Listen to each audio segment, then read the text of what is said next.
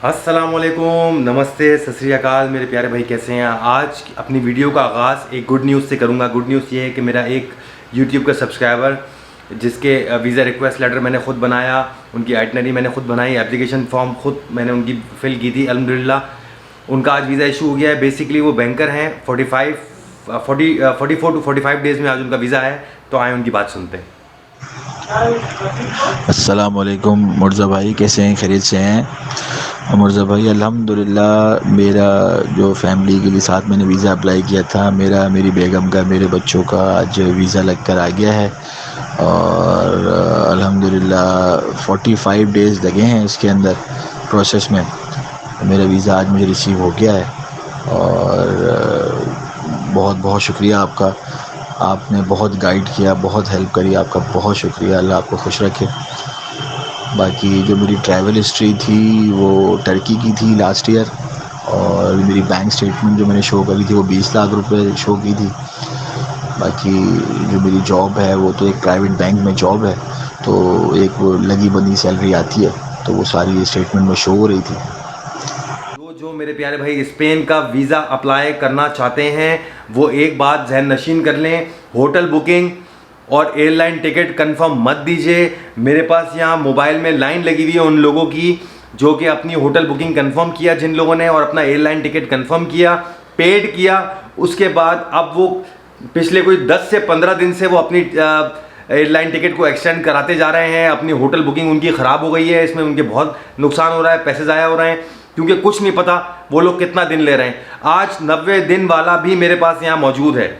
अगर अच्छी खबर मैंने आपको सुबह अभी पहले वीडियो में अपनी बताई है, तो बुरी खबर भी ये है कि 90 डेज़ वाले भी मेरे पास यहाँ मौजूद हैं और लाइन लगी हुई है उन लोगों की जिनके होटल ख़राब हो गए, जो कि पेड किए हुए थे उन्होंने, होटल की डेटें उनकी सारी ख़राब हो गई, एयरलाइन टिकट को आगे कर करके उनके पैसे ज़ाया हो रहे हैं।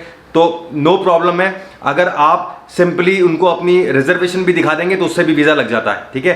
तो हरगिज़ ये काम ना करें कि आप पैसे दे के पेड करके वीज़ा लगवाएं। आप लोगों को बताता चलूँ कि जो लोग नीदरलैंड के लिए वीज़ा अप्लाई कर रहे हैं वो मेक श्योर कर लें कि उनकी इस साल में दो दफ़ा किसी कंट्री की ट्रैवल हिस्ट्री नहीं होनी चाहिए। एक साल में एक, अगर पिछले साल यानी कि 2019 में या 2020 में उनकी कोई ट्रैवल हिस्ट्री थी तो वो अप्लाई कर सकते हैं नीदरलैंड के लिए। नीदरलैंड अभी इस वक्त उन लोगों को रिफ्यूज़ कर रहा है जो कि अभी 3 महीने या 4 महीने पहले कहीं से यूरोप का या किसी एशियन कंट्री का ट्रिप लगा कर आए हुए हैं, क्योंकि ये बात सच भी है। अगर आप ये देखें कि हॉलीडेज़ का होता क्या है, हॉलीडेज़ का मतलब क्या होता है, हॉलीडेज़ की डेफिनेशन क्या होती है, तो हॉलीडेज़ की डेफिनेशन यही होती है कि साल भर आप एक पूरा काम करते हो, उसके बाद किसी बीवी बच्चों को के साथ फिर आप साल बाद आप जाते हो कहीं हॉलीडे मनाकर आते हो, तो ये लगता है जेन्युइन, ठीक है। अब आप क्या करते हो, अकाउंटों में आपके 10-10 लाख रुपए पड़े हुए हैं, 5-5 लाख रुपए पड़े हुए हैं और आप जा रहे हो सीधा यूरोप, ठीक है। 3 महीने पहले एक टर्की का चक्कर लगा कर आए हो आप, या मलेशिया का चक्कर लगा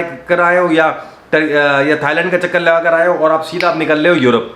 तो वो ये बात नोट करते हैं कि यार हमारी डिक्शनरी में जो हॉलीडेज़ है उसका मतलब ये है कि साल भर काम, अच्छा काम, उसके बाद जाके एक अच्छा नाइस सा 15 दिन 20 दिन का हॉलीडे, ये होता है गुरु के यहाँ। हमारे यहाँ क्या हो रहा है जिसमें हम लोग वीज़े रिफ्यूज़ हो रहे हैं, ये बात हम लोग समझते ही नहीं और टकाटक वीज़े अप्लाई किए जा रहे हैं। 3 महीने मेरा प्यारा भाई 3 महीने पहले मेरा प्यारा भाई एक वो लगा कर आया टर्की का चक्कर, और अब वो अप्लाई कर रहा है कहाँ के लिए, नीदरलैंड के लिए। तो आप मेरी बात सुनिए, और क्या अप्लाई कर रहा है, टूरिस्ट वीज़े के लिए। तो अकाउंट में पैसे कितने हैं, 10 लाख रुपए। तो मेरे प्यारे भाई 10 लाख से सॉरी कम है, तो मेरे प्यारे भाई वीज़ा लगेगा कैसे आपका। एक दिन में आपकी कुल्लो कायनात जो है वो 10 लाख रुपए की है, और आप इस 8 लाख 10 लाख रुपए में 3-3 4-4 कंट्री आप घूमने के चक्करों में हो। अभी टर्की लगा कर आए हो, अब यूरोप जा रहे हो, ठीक है। 40 साल की उम्र में आपके पूरे 10 लाख रुपए पड़े हुए हैं, ठीक है, और वो भी पैसे कम हो रहे हैं आपके। जॉब सही तरह आप अपनी दिखा नहीं रहे हो, बिजनेस आप अपना सही तरह दिखा नहीं पा रहे हो। तो आप बताओ ना वीज़ा कैसे, वीज़ा अप्लाई करने जा रहे हैं और आप बिजनेसमैन हैं, तो एक छोटा सा मेरा मशवरा ये माने, आपका 100% इंशाल्लाह वीज़ा लगेगा। जो आपने बिजनेस अकाउंट तो अपने दिखाया है, उसमें ट्रांजैक्शन इन और आउट आप दिखा रहे हैं, इसको आप किसी पर्सनल किसी बंदे से जो कि सीए किया हुआ हो, चार्टर्ड अकाउंटेंसी कोई फर्म हो, उससे आप अपनी बैंक स्टेटमेंट को ज़रूर ऑडिट करवा लें। वो ऑडिट कराने से वो सारा जो महीना आपने कमाया है, जो आपकी सेविंग है, जो आपके खर्चे हैं, वो सारे उसमें वो बना देते हैं। उससे वीज़े लगने में बहुत आसानी हो जाती है। मेरे पास यहाँ प्रूफ मौजूद हैं कि जिन लोगों ने अल्हम्दुलिल्लाह ये अपनी बैंक स्टेटमेंट को ऑडिट करवाया है, तो इसमें एम्बेसडर्स को आसानी हुई है ये बात समझने में कि ये कितना, क्योंकि बिजनेस है, कोई बंदी रकम तो अकाउंट में आ नहीं रही कि बंदा समझे कि यार ये 1 लाख कमा रहा है या 2 लाख कमा रहा है। बिजनेस है, कभी आया, कभी ज़्यादा आ गया, कभी कम आ गया, तो साल का एवरेज आउट हो रहा है। तो उसके लिए क्या करें आप, उसके लिए आप सिंपल काम ये करें कि अपनी बैंक स्टेटमेंट को आप ऑडिट करवा लें किसी भी चार्टर फर्म से। उससे ये होगा, वो 10, 12, 15 हज़ार रुपये चार्टर फर्म आपकी लेगी, लेकिन वो सारा एक पूरी बैंक स्टेटमेंट की तरह, ठीक है, आपका वो सारा एक छट्टा खोल के रख देगी। ये समझ लें कि आपने कितना खर्च किया, कितना आपके पास बैलेंस आया, इस पूरे साल में आपकी आमदनी कितनी रही, कितना लॉस रहा, कितना एक्सपेंस रहा। तो इस तरह एम्बेसी वालों को चीज़ें समझने में आसानी होती है और आपका वीज़ा इशू होता है। ये एक गोल्डन टिप है उन लोगों के लिए जो भी भाई यूके का वीज़ा अप्लाई करने लगे हैं, उनके लिए ये एक मशवरा है, हमेशा अपनी बैंक स्टेटमेंट की ऑडिट करा लें ताकि एम्बेसडर्स को समझने में आसानी हो और आपका वीज़ा आराम से लग सके। बात आपको और बताना चाहूँगा कि आज सुबह तकरीबन कोई 11, साढ़े 11 बजे मेरे पास एक भाई का कॉल आया। वो मुझसे ये कहने लगा कि मुर्तज़ा भाई, मैंने यूट्यूब से आपका वीडियो देखी है, मुझे ये बात बता दें कि मैं अभी 3-4 महीने पहले एक कंट्री गया था, अब मैं यहाँ पे अप्लाई कर रहा हूँ यूरोप के लिए, तो क्या मैं कर दूँ, मेरा वीज़ा आराम से लग जाएगा, क्योंकि मेरी ट्रैवल हिस्ट्री तो मेरी बनी गई है। तो ये बात मैं दोबारा आप लोगों के सामने रिपीट कर रहा हूँ कि अपने कॉमन सेंस से सोचें। एक मिसाल के तौर पे एक चीज़ आप सोच लें कि आप एम्बेसडर हो, ठीक है, मेरी एप्लीकेशन आपके पास आती है। गोरे का कानून क्या है कि साल में एक दफ़ा हॉलीडे होगा, ठीक है, और उस हॉलीडे के लिए इनफ पैसा आपके पास होना चाहिए कि आप वो अच्छा गुजार सको, ठीक है, ये हो गया।